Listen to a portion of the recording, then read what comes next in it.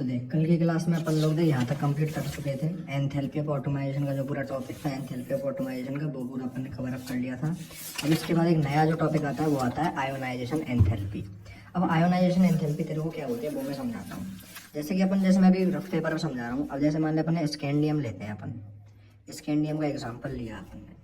अब स्कैंडियम का मान ले, मैं ले रहा हूँ अभी जनरल इलेक्ट्रॉनिक कॉन्फिगरेशन लिख रहा हूँ, तो स्कैंडियम का 21 होता है। तो क्या होगा बताना है, इलेक्ट्रॉनिक कॉन्फिगरेशन एटॉमिक नंबर 21 है, तो इलेक्ट्रॉनिक कॉन्फिगरेशन क्या होगा 4s2 3d1। और आगे क्या लगाऊंगा Ar। तो ये जनरल इलेक्ट्रॉनिक कॉन्फिगरेशन है। अब अगर मैं Sc3+ लिख लूंगा, Sc3+, इसका मतलब मैं 3 इलेक्ट्रॉन इनमें से निकालूंगा। सुन ले, नहीं वो नहीं पूछ रहा मैं तेरे से, मतलब मैं 3 इलेक्ट्रॉन इनमें से निकालूंगा। तो इन इलेक्ट्रॉन को निकालने के लिए जो एनर्जी मुझे लगेगी ना, उस एनर्जी को क्या बोलूंगा मैं, उसी एनर्जी को क्या बोलूंगा, आयोनाइजेशन एनर्जी बोलूंगा मैं। उसी एनर्जी को आयोनाइजेशन एंथैल्पी बोलूंगा। मतलब अब मैंने Ar, अब 3+ है तो क्या लिख दूंगा 4s0 और 3d1 3d0। तो यहाँ पे 2 इलेक्ट्रॉन तो इसमें से गए और 1 इलेक्ट्रॉन डी में से गया। तो इन 3 इलेक्ट्रॉन को निकालने के लिए मैंने जो एनर्जी लगाई, जो मैंने पोटेंशियल लगाया, जो एंथैल्पी लगाई, उसी को अपन लोग क्या बोलते हैं, आयोनाइजेशन एंथैल्पी बोलते हैं। अब हमेशा ध्यान रखना, पहले इलेक्ट्रॉन को निकालने के लिए जो एंथैल्पी होगी ना, पहले इलेक्ट्रॉन को निकालने के लिए जो एंथैल्पी होगी वो कम होगी, दूसरे इलेक्ट्रॉन को निकालने के लिए जो एंथैल्पी होगी वो और भी ज्यादा होगी, और तीसरे इलेक्ट्रॉन को निकालने के लिए जो एंथैल्पी होगी वो बहुत ज्यादा होगी। ठीक है। और आयोनाइजेशन एंथैल्पी जो होती है ना अपनी, वो डायरेक्टली प्रोपोर्शनल होती है स्टेबल कॉन्फिगरेशन के। अब मैं तेरे को समझाता हूँ कैसे। जैसे मान के चल अपन के पास है Mn, जैसे यहाँ पे की जगह पे मैं यहाँ पे लिखता हूँ, जैसे भी मान के चल अपन के पास है Mn। ठीक है। अब Mn का इलेक्ट्रॉनिक कॉन्फिगरेशन 25, ये 25 नंबर पे, तो क्या होगा Ar, क्या होगा बताना 25 4s2 3d5। तो ये कह रहा है कि अपन की जो आयोनाइजेशन एंथैल्पी होती है ना, वो स्टेबल कॉन्फिगरेशन के डायरेक्टली प्रोपोर्शनल होती है। मतलब कि D0, D5 और D10 के डायरेक्टली प्रोपोर्शनल होती है। ये चीज ये कह रहा है।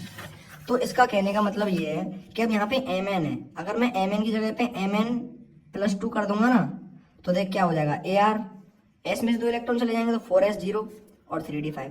तो 2 इलेक्ट्रॉन निकालने के लिए तो अपन को कोई दिक्कत नहीं आई। लेकिन अगर मैं इसको Mn3+ लिखूंगा, तो अपन क्या देख रहे हैं कि ionisation enthalpy stable configuration directly equal है।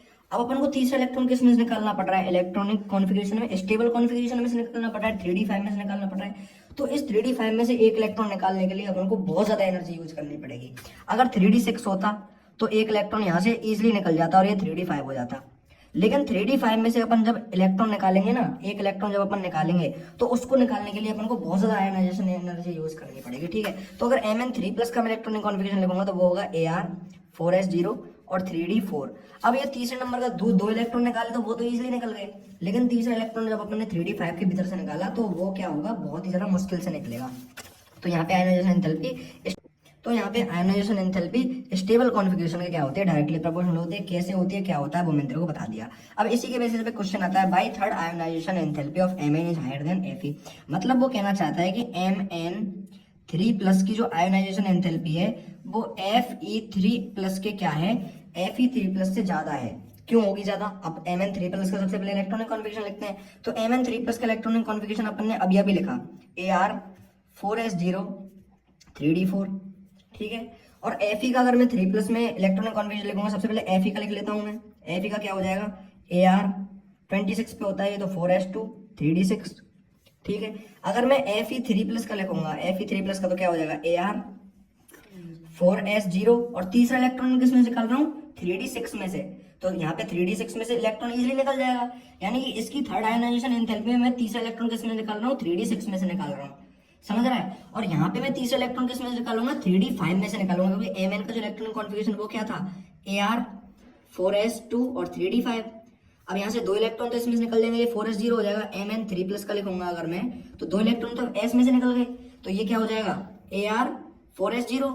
और ये यहाँ पे 3d5 में से 1 इलेक्ट्रॉन निकालूंगा, तो स्टेबल कॉन्फिगरेशन में से 1 इलेक्ट्रॉन निकाल रहा हूँ। यहाँ पे मैं क्या कर रहा हूँ, 3d6 में से निकाल रहा हूँ, यहाँ पे क्या कर रहा हूँ, 3d6 में से निकाल रहा हूँ। यहाँ पे क्या कर रहा हूँ 3D5 में से निकाल रहा हूँ। तो इस वजह से 3D5 की आयोनाइजेशन एंथैल्पी मेरे को ज्यादा यूज करनी पड़ेगी ना 3D5 में से निकालने के लिए। तो यहाँ पे क्या हो जाएगा, ये 3D4 हो जाएगा। तो क्वेश्चन ये कह रहा है by third ionisation enthalpy of Mn is higher than Fe। तो Mn की जो थर्ड आयोनाइजेशन एंथैल्पी है वो Fe से ज्यादा क्यों है, क्योंकि Fe में जो तीसरा इलेक्ट्रॉन अपन निकाल रहे हैं वो 3D6 में से निकाल रहे हैं, और Mn का जो तीसरा इलेक्ट्रॉन निकाल रहे हैं वो अपन 3D5 में से निकाल रहे हैं। समझ में तेरे को बात आ गई। इसमें 3D6 में से निकाल रहे हैं तीसरा इलेक्ट्रॉन, और इसमें 3D5 में से निकाल रहे हैं तीसरा इलेक्ट्रॉन। इस वजह से Mn की जो आयोनाइजेशन एंथैल्पी है वो Fe से ज्यादा हो जाएगी। ये तेरे को बात समझ में आ गई यहाँ तक, ठीक है। इसी के बेसिस पे एक और क्वेश्चन आता है, by third ionisation enthalpy of Mn and Zn is comparatively high. Third ionisation enthalpy Mn और Zn की हाई क्यों होती है वो अपन को इस चीज में बताना है। अब सबसे पहले मैं क्या करता हूँ, Mn 2 प्लस का इलेक्ट्रॉन कॉन्फिगरेशन लेगा, कितना हो जाएगा 3D5 4s0। Zn 2 प्लस का इलेक्ट्रॉन कॉन्फिगरेशन 3D10 4s0। अब ये कह रहा है कि थर्ड आयोनाइजेशन एंथैल्पी मतलब अपन को तीसरा इलेक्ट्रॉन निकालना है इन दोनों में से। तो इसमें भी देख 3D5 और इसमें 3D10 है। तो तीसरा इलेक्ट्रॉन अगर मैं इसमें से निकालूंगा तो वो तो भैया स्टेबल है। तो तीसरा इलेक्ट्रॉन निकालने के लिए क्या होगा, आयोनाइजेशन एंथैल्पी क्या होगी, ज्यादा यूज करनी पड़ेगी। तो इस वजह से थर्ड आयोनाइजेशन एंथैल्पी इन दोनों की क्या होगी, थर्ड आयोनाइजेशन एंथैल्पी क्या होगी, ज्यादा होगी। तेरे को यहाँ तक समझ में बात आ गई। उसके बाद अपन का जो नेक्स्ट टॉपिक आता है वो आता है एटॉमिक साइज। अब एटॉमिक साइज बेसिकली क्या होता है, जैसे कि जैसे मान ले मैं स्कैंडियम लेता हूँ, तो स्कैंडियम अब तूने बचपन में पढ़ा होगा कि ऑर्बिट्स होती हैं, जैसे ये न्यूक्लियस होता है और यहाँ पे ये ऑर्बिट्स होती हैं। तो पहली ऑर्बिट के भीतर 2 इलेक्ट्रॉन बढ़ते हैं, दूसरी ऑर्बिट के भीतर 8 इलेक्ट्रॉन बढ़ते हैं, 3 4 5 6 7 8, है ना। पहली ऑर्बिट के भीतर 2 इलेक्ट्रॉन, दूसरी के भीतर 8, तीसरी के भीतर ऐसे बढ़ते हैं 8, और फिर आगे ऐसे अपन चलते रहते हैं। तो स्कैंडियम का इलेक्ट्रॉन नंबर होता है 21। तो अब बता मैं इसको भरूंगा तो 2 8 8 और 3, 8 और 8 16, 16 2 18 और 3 21 हो गए। तो यहाँ पे न्यूक्लियस है और ये पहली ऑर्बिट है, ये दूसरी ऑर्बिट है, ये तीसरी ऑर्बिट है और ये चौथी ऑर्बिट है। तो न्यूक्लियस से लेके और यहाँ पे जो ये जो डिस्टेंस है ना, इसी को अपन क्या बोलते हैं, एटॉमिक साइज बोलते हैं। एटॉमिक साइज बोलते हैं। इसी का एक एग्जांपल मैंने यहाँ पे भी लिख रखा है, स्कैंडियम Z=21, न्यूक्लियस है यहाँ पे प्लस, उससे लेके और यहाँ पे आउटर मोड जो सेल है उसके बीच का जो भी डिफरेंस है उसी को क्या बोलते हैं, एटॉमिक साइज बोलते हैं। The distance between nucleus and outermost shell is called atomic size. समझ में आ गई बात। हाँ तो भाई अपन लोग थे एटॉमिक साइज पे, एंड एटॉमिक साइज में अपन लोग बात कर रहे थे कौन कौन से फैक्टर जो कि हैं वो एटॉमिक साइज को अफेक्ट करते हैं।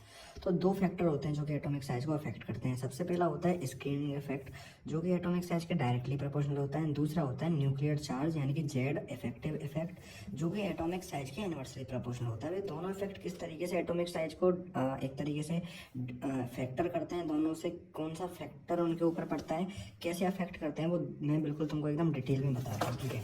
अब जैसे कि मैं तुम्हें बता चुका हूँ कि यहाँ पे अपना एक न्यूक्लियस होता है, यहाँ पे ये ऑर्बिट्स होती हैं, उन ऑर्बिट्स के भीतर क्या होता है, इलेक्ट्रॉन होता है। तो यहाँ पे जैसे मान के चलो 8 इलेक्ट्रॉन है, 4 5 6 7 8। तो इन 8 इलेक्ट्रॉन, अब देखो इलेक्ट्रॉन क्या होते हैं, इलेक्ट्रॉन क्या होते हैं, नेगेटिवली चार्ज होते हैं, नेगेटिवली चार्ज। तो ये नेगेटिवली जितने भी चार्ज इलेक्ट्रॉन है ये आपस में क्या करेंगे, रिपल्सन करेंगे, और ये जितना ज़्यादा रिपल्सन करेंगे ये उतना ही ज़्यादा इलेक्ट्रॉन से दूर होते चले जाएंगे। तो ये एटॉमिक साइज क्या होगा, इंक्रीज होता चला जाएगा। तो इस इलेक्ट्रॉन के नेगेटिवली चार्ज, तो इन इलेक्ट्रॉन के बीच में जो रिपल्सन होगा, इनके बीच में जो रिपल्सन होगा ना, इनके बीच में जो रिपल्सन होगा, उस रिपल्सन को ही अपन लोग क्या बोलते हैं, उस रिपल्सन को ही अपन स्क्रीन इफेक्ट बोलते हैं। मतलब इलेक्ट्रॉन के बीच में जो रिपल्सन हो रहा है उसको ही क्या बोलते हैं अपन लोग, स्क्रीन इफेक्ट बोलते हैं, जिसको अपन सिग्मा से करते हैं। अब यहाँ पे न्यूक्लियस क्योंकि होता है एक पॉजिटिव चार्ज, न्यूक्लियस क्या होता है, न्यूक्लियस अपन का क्या होता है, पॉजिटिवली चार्ज होता है। तो ये पॉजिटिवली चार्ज क्या करता है, ये जो नेगेटिवली चार्ज इलेक्ट्रॉन्स हैं, नेगेटिवली चार्ज इलेक्ट्रॉन्स को अपनी ओर अट्रैक्ट करेगा। तो पॉजिटिवली चार्ज क्या करेगा, नेगेटिवली चार्ज इलेक्ट्रॉन को अपनी ओर अट्रैक्ट करेगा। तो अट्रैक्ट करने की वजह से क्या होगा, जितना ज़्यादा अट्रैक्शन फोर्स होगी उतना ही ज़्यादा एटॉमिक साइज क्या होगा, छोटा होता चला जाएगा। तो इसको अपन लोग बोलते हैं जेड इफेक्टिव यानी कि न्यूक्लियर चार्ज इफेक्ट। तो अब आपको समझ में आया, मतलब स्क्रीन इफेक्ट, मतलब इलेक्ट्रॉन के बीच में जितना ज़्यादा रिपल्सन होगा एटॉमिक साइज उतना ही ज़्यादा इंक्रीज होगा, मतलब ये ज़्यादा इतना इंक्रीज होगा उतना ही एटॉमिक साइज इंक्रीज होगा। और यहाँ पे जेड इफेक्टिव, जितना ज़्यादा न्यूक्लियस उसको अपनी साइड खींचेगा इलेक्ट्रॉन्स को, जितना ज़्यादा न्यूक्लियस इलेक्ट्रॉन को अपनी साइड खींचेगा उतना ही एटॉमिक साइज डिक्रीज होता चला जाएगा। तो यहाँ पे एटॉमिक साइज का बेसिक कॉन्सेप्ट होता है। उसके बाद यहाँ पे अब अपन लोग जैसे अपन लोगों ने एंथैल्पी ऑटोमाइजेशन में पढ़ा था, उसी तरीके से अपन लोग इसमें भी देखने वाले हैं एटॉमिक साइज में। तो यहाँ पे जनरली देखो क्या होता है, variation in atomic size and transition ये देखने वाले हैं। जनरली क्या होता है, इन पीरियड मतलब लेफ्ट से जब अपन लोग राइट चलेंगे, यहाँ से लेके अपन लोग यूं जाएंगे, तो क्या होता है, एटॉमिक साइज जो होता है वो अपना डिक्रीज होता है। एटॉमिक साइज क्या होता है, डिक्रीज होता है। But in actual and transition series left से राइट, मतलब एक्चुअलिटी में अगर अपन लोग लेफ्ट से राइट जाएंगे ट्रांजिशन सीरीज में तो क्या होता है, एटॉमिक साइज सबसे पहले क्या होगा, डिक्रीज होगा इनिशियली, शुरुआत में क्या होगा, एटॉमिक साइज डिक्रीज होगा। उसके बाद एटॉमिक साइज मिडिल में जाके क्या हो जाएगा, ऑलमोस्ट सिमिलर, मतलब 2-3 एलिमेंट्स का क्या होगा, एटॉमिक साइज जो कि है वो सिमिलर हो जाएगा। उसके बाद क्या होगा, एंड में बिल्कुल एटॉमिक साइज क्या होगा, इंक्रीज हो जाएगा, एटॉमिक साइज इंक्रीज। हाँ, तो अब इस टेबल के ऊपर गौर करके मैं पता करता हूँ कि स्कैंडियम से लेके अपन लोग जिंक तक जाएंगे तो क्या होने वाला है। तो यहाँ पे सिग्मा जो कि होता है वो छोटा होता है जेड इफेक्टिव से। अब जेड इफेक्टिव क्या होता है, वो होता है न्यूक्लियस का मतलब अपनी साइड इलेक्ट्रॉन को खींचना, और सिग्मा का मतलब क्या होता है, इलेक्ट्रॉन इलेक्ट्रॉन के बीच में रिपल्सन। तो अब जैसे कि मैं तुम्हें बताता हूँ, तो स्कैंडियम का अगर अपन लोग देखें तो इलेक्ट्रॉन कॉन्फिगरेशन क्या होता है, Ar4s2 3d1। तो यहाँ पे आउटर मोस्ट सेल में कितना इलेक्ट्रॉन है, एक ही इलेक्ट्रॉन है, तो वो आपस में रिपल्सन कर ही नहीं पाएगा, तो न्यूक्लियस क्या होगा, ऐसे अपनी साइड खींच लेगा। उसके बाद आता है अपन का स्कैंडियम टाइटेनियम, तो इसका इलेक्ट्रॉन कॉन्फिगरेशन होगा Ar4s2 3d2। तो यहाँ पे 2 इलेक्ट्रॉन होंगे, तो 2 इलेक्ट्रॉन भी आपस में इतना ज़्यादा रिपल्शन नहीं कर पाएंगे, तो न्यूक्लियस इनको अपनी साइड खींच लेगा। वेनेडियम में कितने हो जाएंगे, Ar4s2 3d3। तो आउटर मोस्ट सेल में कितने इलेक्ट्रॉन है, 3 इलेक्ट्रॉन है, तब भी क्या करेगा, जो अपना न्यूक्लियस है वो अपनी साइड इन 3 इलेक्ट्रॉन को खींच लेगा। तो इस तरीके से स्कैंडियम से लेके Mn तक, यहाँ पे देखो 1 इलेक्ट्रॉन होगा, यहाँ पे 2 इलेक्ट्रॉन होंगे, यहाँ पे 3 इलेक्ट्रॉन होंगे आउटर मोस्ट सेल में, यहाँ पे 4 इलेक्ट्रॉन होंगे और यहाँ पे 5 इलेक्ट्रॉन होंगे। तो न्यूक्लियस क्या करेगा, उनको अपनी साइड खींचता रहेगा, जेड इफेक्टिव अपना इफेक्ट लगाता रहेगा, जिसकी वजह से क्या होगा कि वो जो एटॉमिक साइज है वो डिक्रीज होता चला जाएगा। लेकिन जैसे ही अपन लोग Fe में आएंगे, आयरन में, तो आयरन में जो आउटर मोस्ट सेल है, आयरन का इलेक्ट्रॉनिक कॉन्फिगरेशन कितना होगा, इसका Z=26 होता है। तो इसके आउटर मोस्ट सेल में देखो कितने इलेक्ट्रॉन आएंगे, Ar4s2 और 3d6। इसके आउटर मोस्ट सेल में कितने इलेक्ट्रॉन हो गए, 6 इलेक्ट्रॉन हो गए। तो इस जगह पे आके क्या होगा कि एटम जो अपना जो न्यूक्लियस है वो उन इलेक्ट्रॉन्स को अपनी साइड खींचेगा, और यहाँ पे जेड इफेक्टिव क्या होगा, सिग्मा के इक्वल हो जाएगा। सिग्मा मतलब इलेक्ट्रॉन इलेक्ट्रॉन का रिपल्सन, और जेड इफेक्टिव का मतलब न्यूक्लियस का अपनी साइड खींचना। तो न्यूक्लियस अपन अपनी साइड जिस फोर्स से उनको खींच रहा होगा ना, उसी फोर्स से वो आपस में रिपल्सन कर रहे होंगे, क्योंकि 6 इलेक्ट्रॉन तो बहुत ज्यादा हो जाते हैं। अब 6 इलेक्ट्रॉन अपने आपस में रिपल्सन करके एटॉमिक साइज इंक्रीज करेंगे, और न्यूक्लियस क्या करेगा, उनको अपनी साइड खींचेगा, तो उन दोनों का फोर्स आपस में इक्वल हो जाएगा। इस वजह से ये जो इलेक्ट्रॉन्स होते हैं, इन इलेक्ट्रॉन्स का क्या होता है, एटॉमिक साइज ऑलमोस्ट क्या होता है, सिमिलर होता है। यहाँ पे आयरन, कॉपर, निकल, और यहाँ पे आयरन, कोबाल्ट, निकल और कॉपर का जो एटॉमिक साइज होता है वो क्या होता है, अपना एकदम सिमिलर होता है। उसके बाद अपन लोग जैसे ही Zn पे आ जाते हैं, यहाँ पे Cu पे आ जाते हैं, तो Cu में क्या होता है, 3d9, वो सॉरी 3d10, यानी कि outermost electron, outermost shell में कितने इलेक्ट्रॉन हो जाते हैं, 10 इलेक्ट्रॉन हो जाते हैं। तो यहाँ पे सिग्मा यानी कि इलेक्ट्रॉन इलेक्ट्रॉन का जो रिपल्सन है वो न्यूक्लियस की अपनी साइड खींचने के चार्ज से बहुत ज्यादा हो जाता है, क्योंकि 10 इलेक्ट्रॉन को तो न्यूक्लियस नहीं संभाल सकता, तो 10 इलेक्ट्रॉन आपस में बहुत ज्यादा रिपल्सन करेंगे, इस वजह से एटॉमिक साइज कॉपर का बढ़ जाता है। उसके बाद Zn के भी 3d10 होते हैं, Zn में भी 10 इलेक्ट्रॉन होता है आउटर मोस्ट सेल में, तो Zn में भी 10 इलेक्ट्रॉन होते हैं, तो उनको भी अपन का जो जेड इफेक्टिव यानी न्यूक्लियस का जो चार्ज है वो अपनी साइड नहीं खींच पाएगा, जिस वजह से क्या होगा कि Zn का भी साइज इंक्रीज हो जाएगा। उसके बाद क्वेश्चन आता है कि Cu एंड Zn में से मैक्सिमम साइज किसका होता है, तो वो Zn का होता है, Zn सबसे एंड में है। फर्स्ट ट्रांजिशन सीरीज में एलिमेंट साइज मैक्स, मतलब सबसे ज्यादा एलिमेंट साइज किसका होता है, स्कैंडियम का होता है, स्कैंडियम नंबर 1 पे है। तो इसका जो एटॉमिक साइज है वो सबसे ज्यादा होता है, क्योंकि यहाँ पे 3d1 यानी कि 1 इलेक्ट्रॉन होता है आउटर मोस्ट सेल में। अब आउटर मोस्ट सेल में 1 इलेक्ट्रॉन है, तो न्यूक्लियस अपनी साइड अच्छे तरीके से खींच के रखेगा, तो इस वजह से इसका जो साइज है वो मैक्स होता है।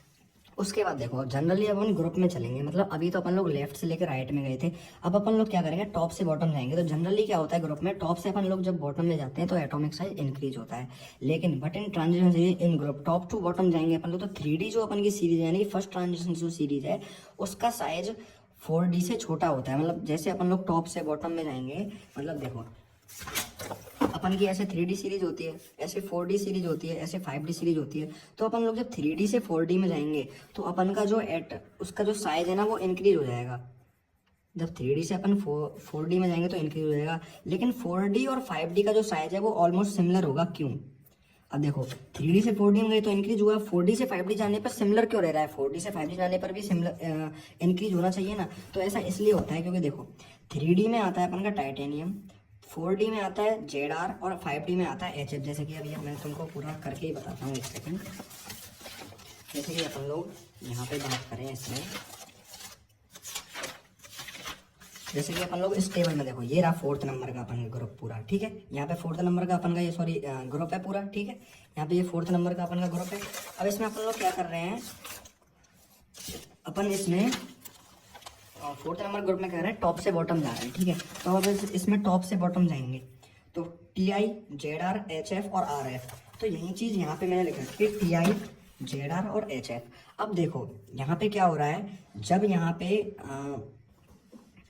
यहाँ पे जब यहाँ पे टाइटेनियम से अपन लोग ZR में जाएंगे, 3D सीरीज से 4D सीरीज में जाएंगे, तो यहाँ पे टाइटेनियम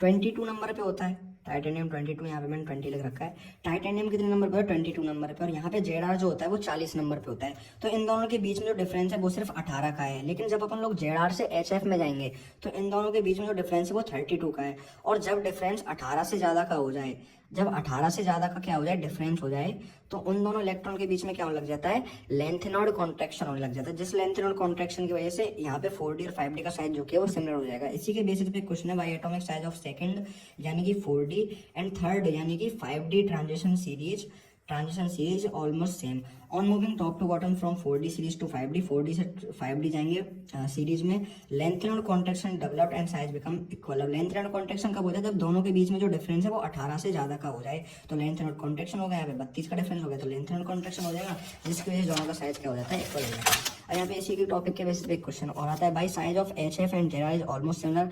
HF 4D का है, और ZR 4D का है, HF 5D का है। तो इन दोनों के बीच में क्या होता है? 18 से ज्यादा का क्या होता है? इन दोनों के बीच में डिफरेंस होता है, जिसकी वजह से इनके बीच में क्या होने लग जाता है? लेंथेनॉइड कॉन्ट्रैक्शन होने लग जाता है। उसके बाद अपन का क्या आता है? नेक्स्ट टॉपिक वो होता है इंटरस्टेलर कंपाउंड। ये भी तुम्हारा मोस्ट इंपॉर्टेंट टॉपिक है। अब बेसिकली क्या होता है कि अपन के जो ट्रांजिशन एलिमेंट होते हैं वो ट्रांजिशन एलिमेंट के ये जो मैंने बना रखे ना, ये ट्रांजिशन एलिमेंट के मॉलिक्यूल्स हैं। और इन ट्रांजिशन मॉलिक्यूल्स के बीच में ये तुम्हें जो गैप दिख रहा है ना, इस गैप को अपन लोग बोलते हैं इंटरस्टेलर गैप्स। तो इन गैप में क्या होता है कि जो गैस होती है अपनी बहुत ज़्यादा छोटी, वो गैप्स आके मतलब एक तरीके से गैस आके घुस जाती है और गैस आके लग जाती है। मतलब ये जो तुमको गैप दिख रहे हैं ना, जैसे ये वाला गैप है, ये वाला गैप है, ये वाला गैप है, तो इन गैप के भीतर क्या होगा? जैसे कि हाइड्रोजन, कार्बन, बोरोन और नाइट्रोजन जैसी गैस आके इन गैप्स के भीतर लग जाएंगी। और इन गैप्स के भीतर जब लग जाएंगी तो एक नया तरीके का कंपाउंड बन जाएगा। तो उन्हीं कंपाउंड को अपन लोग क्या बोलते हैं? इंटरस्टेलर कंपाउंड बोलते हैं। इसकी डेफिनेशन है that compound which are form by trapping non metallic atoms like hydrogen, boron, carbon, nitrogen in interstices of crystal lattice of transition metal. Interstices of crystal lattice of transition metal मतलब ये जो gap है ना, इन gap को अपन लोग क्या बोलते हैं? Interstitials of crystal lattice of transition metal. और इन्हीं गैप में जब ये गैसेस जाके घुस जाएंगे, ये एटम्स जाके घुस जाएंगे, तो अपन का एक इंटरस्टेलर कंपाउंड बन जाएगा। इन इंटरस्टेलर कंपाउंड का ये मोस्ट इंपॉर्टेंट टॉपिक है, ठीक है ना? इसको मैं टिक कर देता हूँ, मोस्ट इंपॉर्टेंट टॉपिक। तो यहाँ पे इसकी जो इंटरस्टेलर कंपाउंड के जो कैरेक्टरिस्टिक होते हैं वो कैरेक्टरिस्टिक होते हैं, they are non stoichiometric, they are chemically inert and they retain material conductivity. तो इनको तुम याद कर लेना। उसके बाद उनका जो नेक्स्ट टॉपिक आता है वो होता है कॉम्प्लेक्स कंपाउंड का अब इसी के बेसिस पे क्वेश्चन है। क्वेश्चन के बाद में तुम्हें डेफिनेशन बताऊंगा, सारी चीजें बताऊंगा। क्वेश्चन क्या होता है? Transition metal have greater tendency to form complex compound. Transition metals के पास ग्रेटर टेंडेंसी क्यों होती है कॉम्प्लेक्स कंपाउंड बनाने की? जैसे कि यहाँ पे एक कॉम्प्लेक्स कंपाउंड का मैं एग्जांपल लेता हूँ, CONH3 6 3+। तो यहाँ पे अब इसी के बेसिस पे देखो रीजन आ रहे हैं। Comparatively smaller in size, high ionic charge of cation, they avail vacant orbital of hybridisation. मतलब ये देखो एक तरीके से ज़्यादा कॉम्प्लेक्स कंपाउंड क्यों बनाते हैं? क्योंकि ये क्या होते हैं? स्मॉलर साइज में होते हैं, तो ये कहीं भी जाके फिट हो जाते हैं। High ionic charge of cation, इनके ऊपर हाई आयोनिक चार्ज होता है केटाइन का। They avail vacant orbital of hybridisation, मतलब ये बॉन्ड फॉर्मेशन करने के लिए क्या करते हैं? ज़्यादा ऑर्बिट प्रोवाइड करते हैं, जिसकी वजह से कोई भी कंपाउंड उनके साथ बॉन्ड बना लेता है, ठीक है। उसके बाद नेक्स्ट टॉपिक आता है वो होता है अलॉय फॉर्मेशन का। द होमोजेनियस मिक्सचर ऑफ 2 और more than 2 metals are called alloy. Alloy क्या होते हैं? अपन के ट्रांजिशन मेटल आयंस को अपन ट्रांजिशन मेटल आयंस का यूज करके बहुत सारे अलॉय बनाते हैं। तो उन अलॉय को क्यों बनाते हैं? क्योंकि उन अलॉय की जो डेफिनेशन है वो क्या हो जाएगी? द होमोजेनियस मिक्सचर ऑफ 2 और more than 2 metals are called alloy. अब अलॉय बनाने के लिए एसेंशियल कंडीशन क्या होनी चाहिए? देखो वो मैं तुम्हें बताता हूँ। There is almost 15% difference in atomic size. मतलब उन दोनों ही एटम्स के बीच में, उन दोनों ही जो एलिमेंट्स हैं, उन एलिमेंट्स के बीच में क्या होना चाहिए? 15% का डिफरेंस होना चाहिए एटॉमिक साइज बनाने के, अलॉय बनाने के लिए। उन दोनों एलिमेंट्स के भीतर क्या होना चाहिए? 15% का डिफरेंस होना चाहिए उनके एटॉमिक साइज में। 15% से ज़्यादा का जो डिफरेंस नहीं होना चाहिए। 15% से ज़्यादा का क्या नहीं होना चाहिए? डिफरेंस नहीं होना चाहिए। जैसे कि फॉर एग्जांपल मैंने यहाँ पे ब्रास ले रखा है, ये कॉपर और जिंक से मिलकर बनता है।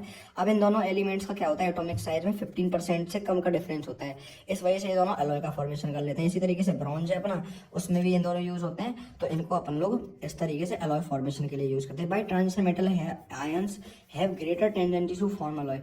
ट्रांजिशन मेटल आयंस को अपन लोग, ट्रांजिशन मेटल्स को अपन लोग ग्रेट अलॉय फॉर्मेशन के लिए हमेशा आगे क्यों रखते हैं, मतलब ट्रांजिशन मेटल आयन से ही अपन लोग अलॉय क्यों बनाते हैं, क्योंकि देखो यहाँ पे कॉपर है और यहाँ पे जिंक है। अब इन दोनों का क्या है, इन दोनों का जो साइज है ना वो ऑलमोस्ट सिमिलर है, तो एक जो एटम है वो यहाँ पे इस दूसरे एटम को क्या कर देगा, डिस्प्लेस कर देगा, जिस वजह से ये अलॉय फॉर्मेशन में पार्टिसिपेट कर लेते हैं। They are almost similar in size, I atom of one metal displaces atom of other metal, मतलब यहाँ पे जो एक एटम है वो दूसरे एटम को क्या कर देगा, डिस्प्लेस कर देगा, उसकी जगह से हटा देगा। Atom of other metal from their crystal lattice and from homogeneous mixture, so they have greater tendency to form alloy. उसके बाद अपन का जो नेक्स्ट टॉपिक होता है वो आता है कैटेलिस्टिक प्रॉपर्टी। ट्रांजिशन जो मेटल्स होते हैं ना वो कैटेलिस्ट भी बहुत ज्यादा अच्छे होते हैं, मतलब कैटेलिस्ट वो चीजें होती हैं जो रिएक्शन में पार्टिसिपेट किए बिना उस रिएक्शन की रेट को इंक्रीज कर देते हैं, रिएक्शन की स्पीड को इंक्रीज कर देते हैं। अब यहाँ पे देखो ये 4 प्रोसेस है बेसिकली, ये तो मैं रटनी ही पड़ेंगे। जैसे कि पहला है हैबियर प्रोसेस। हैबियर प्रोसेस में क्या करते हैं अपन, N2+3H2O को 2NH3 में कन्वर्ट करते हैं Fe की प्रेजेंस में। अब Fe अपन का क्या होता है, ट्रांजिशन मेटल होता है। उसके बाद ये कॉन्टैक्ट प्रोसेस, इसमें अपन लोग SO2+½ O2 को B2O5 की हेल्प से SO3 में कन्वर्ट करते हैं, तो ये भी अपन के कॉन्टैक्ट प्रोसेस है। इसको क्वेश्चन किस तरीके से आएगा, हैवियर प्रोसेस में यूज होने वाले ट्रांजिशन एलिमेंट का नाम बताओ। विच transition element is used in heavier process, तो उसमें अपन को ये Fe लिखना है।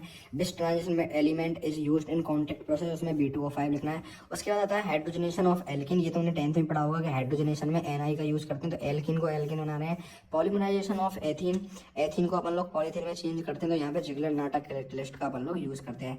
By transition metal and there compound good catalyst, transition metal जो कि होते हैं वो गुड कैटलिस्ट क्यों होते हैं। सबसे पहला रीजन है दे show variable oxidation state, variable oxidation state show कर दे, जैसे +2 +3, तो जौन से भी ऑक्सीडेशन स्टेट की उस रिएक्शन में जरूरत होती है वो उसी ऑक्सीडेशन स्टेट को शो करते हैं, उस रिएक्शन को फास्ट कर देते हैं, ठीक है।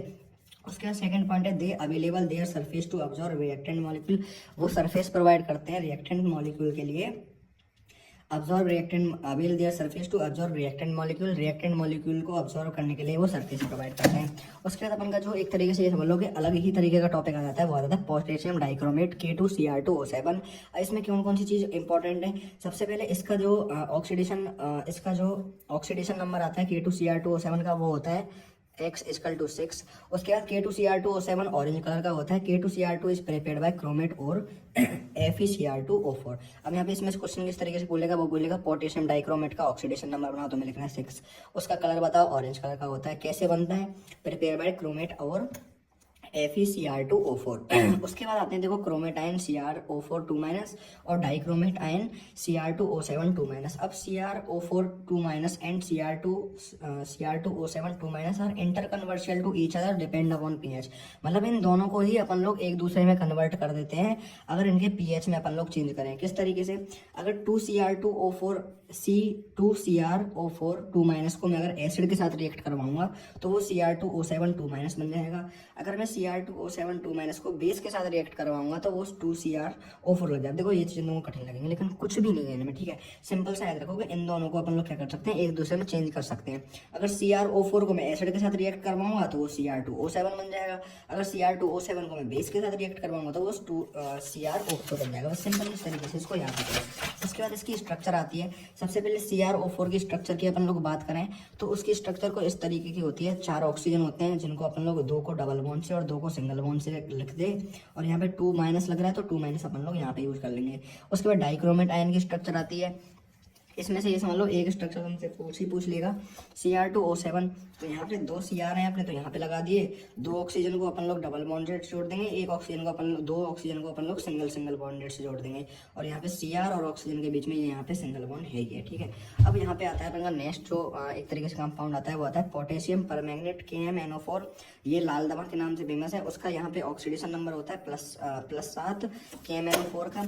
उसके बाद आता है मैग्नेट आयन और परमैंगनेट आयन MnO4 2- Mn4-। यहाँ पे देखो मैग्नेट आयन वो होता है जिसमें 2- चार्ज है और परमैंगनेट आयन वो है जिसमें माइनस का ही चार्ज है। इसकी दोनों की स्ट्रक्चर है, एक में Mn है, ठीक है, इसमें Mn है। यहाँ पे चारों तरफ ऑक्सीजन है, 2 ऑक्सीजन डबल बॉन्डेड से हैं और 2 ऑक्सीजन सिंगल बॉन्ड से हैं। इसका कलर होता है ग्रीन, इसका मैग्नेटिक नेचर होता है पैरामैग्नेटिक। अब ये देखो रटने की है, रटनी पड़ेगी। पैरामैग्नेटिक आयन में क्या होता है, Mn होता है मिडिल में, 3 ऑक्सीजन डबल बॉन्ड से हैं और 1 ऑक्सीजन सिंगल बॉन्ड से है। उसके इसका कलर होता है पर्पल और मैग्नेटिक नेचर होता है डायमैग्नेटिक। उसके बाद अपन आ जाता है पार्ट बी और बहुत ही छोटा सा पार्ट जो कि है एफ ब्लॉक एलिमेंट का। एफ ब्लॉक जिस तरीके से अपन लोग डी ब्लॉक एलिमेंट पढ़ा था कि जिसका लास्ट जो लास्ट इलेक्ट्रॉन है वो n-1 डी सबसेल में होता है, उसी तरीके से element whose last electron goes into n-2 f subshell are called f block elements. ऐसे एलिमेंट जिनका जो लास्ट इलेक्ट्रॉन है वो n-2 एफ सबसेल में जाए उसको अपन लोग क्या बोलते हैं, एफ ब्लॉक एलिमेंट बोलते हैं। इनको अपन लोग क्या आल्सो किस नाम से जानते हैं, इनर ट्रांजिशन एलिमेंट के भी नाम से जानते हैं। एफ ब्लॉक एलिमेंट टोटल 28 होते हैं, ये दो पार्ट में डिवाइड होते हैं। पहली लेंथ नोट सीरीज, दूसरी एक्टिनोड सीरीज। एक लेंथ नोट सीरीज में CE से लेके LU होते हैं 58 से 71, और यहाँ पे एक्टिनोड सीरीज में भी 14 एलिमेंट होते हैं TS से लेके LR जो कि 90 से लेके 103 होते हैं। जनरल इलेक्ट्रॉनिक कॉन्फ़िगरेशन इनका इसका एफ ब्लॉक एलिमेंट का क्या होता है, n-2 F 1 से लेके 14, n-1 D 0 से लेके 1 और ns2। ठीक है, ये इसका जनरल इलेक्ट्रॉनिक कॉन्फ़िगरेशन। एक नंबर क्वेश्चन पूछ सकते हैं, याद कर लेना। लेंथ नोट सीरीज में देखो 14 इलेक्ट्रॉन होते हैं, 14 एलिमेंट होते हैं। इनको याद रखने की ट्रिक है, सर पर नदियां लेकर परमेश्वर समझाए, यूरोप गढ़ तब दिए हो एरी तुम यव लुटाए। सर से CE PR ND PM SM EU GD TV DY HO ER TM YV LU। तो इस तरीके से छोटी सी ट्रिक है इनको याद करने के लिए। अब यहाँ पे परमेश्वर पे मैंने यहाँ पे रेड मार्क क्यों कर रखा है वो मैं तुम्हें बताता हूँ। PM पे मैंने रेड मार्क क्यों कर रखा है, क्योंकि ये जो PM होता है ना वो क्या होता है, रेडियो एक्टिव एक तरीके से एलिमेंट होता है। Only promethium PM is radio active. ठीक है, elements of this series show similarities with lanthanum.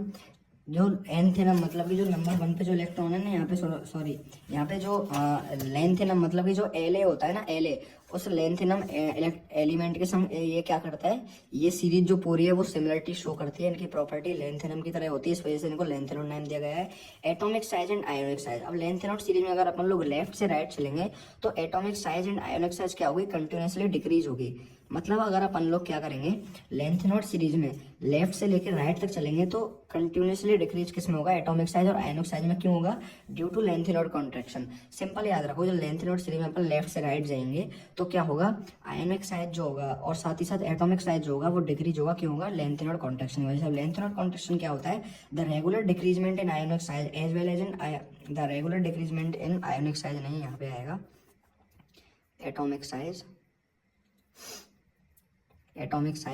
as well as in ionic size on moving left से right in length node series is known as length node contraction। मतलब left से right अगर अपन लोग किसी भी left से right चलेंगे अगर अपन लेंथ नोड सीरीज में तो क्या होगा, रेगुलर डिक्रीजमेंट होगा एटॉमिक साइज और आयनिक साइज में। उसी को अपन लोग क्या बोलते हैं, लेंथ नोड कॉन्ट्रैक्शन बोलते हैं। अब रीजन क्या है इसके पीछे, on moving left to right in lanthanoid series Z effective and sigma both increases but sigma of f electron is poor therefore size continuously decrease. अब देखो अपन लोग पहले पढ़ चुके हैं, सिग्मा क्या होता है, सिग्मा होता है इलेक्ट्रॉन के बीच का रिपल्सन, और जेड इफेक्टिव क्या होता है, न्यूक्लियस को उनकी साइड खींचना।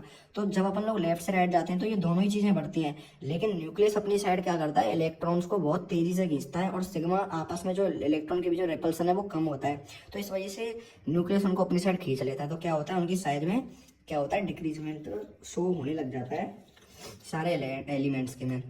और उसके बाद लेंथ नोड जो होते हैं वो जनरल कॉमन ऑक्सीडेशन स्टेट, मतलब सारे के सारे जो लेंथ नोड होते हैं +3 ऑक्सीडेशन स्टेट को शो करते हैं। Because sum of first 3 ionisation enthalpy is low, क्योंकि पहले तीनों आयोनाइजेशन एंथैल्पी का जो सम होता है वो लो होता है, मतलब कोई भी स्टेबल कॉन्फिगरेशन नहीं आ रहा होता है, तो 3 इलेक्ट्रॉन आराम से निकल जाते हैं। तो इस वजह से ये +3 ही general common oxidation state show करते हैं। उसके बाद इसी में एक्सेप्शन आ जाता है सीरियम। सीरियम जो कि होता है वो शो +4 अल्सो बेस +3।